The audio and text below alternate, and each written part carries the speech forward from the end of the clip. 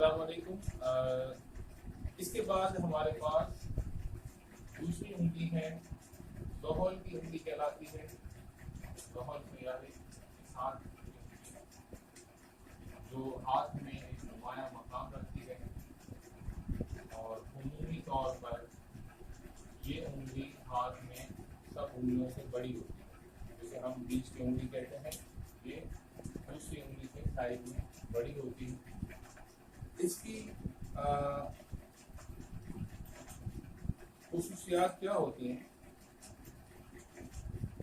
اگر یہ حد سے زیادہ بڑی، یعنی اس کی لمبائی تمام انگلیوں سے زیادہ لمبی، تو اس صورت میں انسان میں اداسی کی کیفیات ہوتی ہیں، خودغرضی کی کیفیات ہوتی ہیں۔ اور اگر اس کے ساتھ پہلی ڈور بھی لمبی ہو تو وہ زمانے سے لڑ نہیں سکتے۔ اس طرح کے لوگ خودکشی کر لیتے ہیں، دور دراز ہوتے ہیں، رنج و علم میں رہتے ہیں، منشیات کا سہارا لیتے ہیں، پاگل ہو جاتے ہیں۔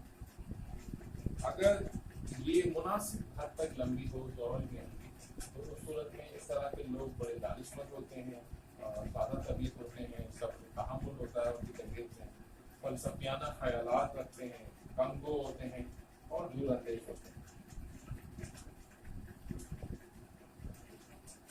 اور حد سے زیادہ اگر لمبی ہوتی ہے، ایک بیمار ذہن کی علامت ہے۔ یعنی آپ کسی کے ہاتھ پہ ظہر کی انگلی آپ دیکھیں کہ معمول سے زیادہ لمبی ہے، یعنی تمام انگلیوں سے معمول سے زیادہ لمبی ہے، تو پھر وہ شخص اس طرح کا ہوگا کہ وہ ایک بیمار ذہن انسان ہوگا۔ اس میں آپ کوئی نہ کوئی اس طرح کی خامی، یا تو خود غرضی دیکھیں گے آپ، یا آپ اس میں بڑی دود رنجی دیکھیں گے، اپنے بارے میں بڑی دود رنجی کے حوالے سے ہوگا کہ اگر آپ اسے کچھ بھی کہتے ہیں تو وہ فوراً ناراض ہو جائے گا۔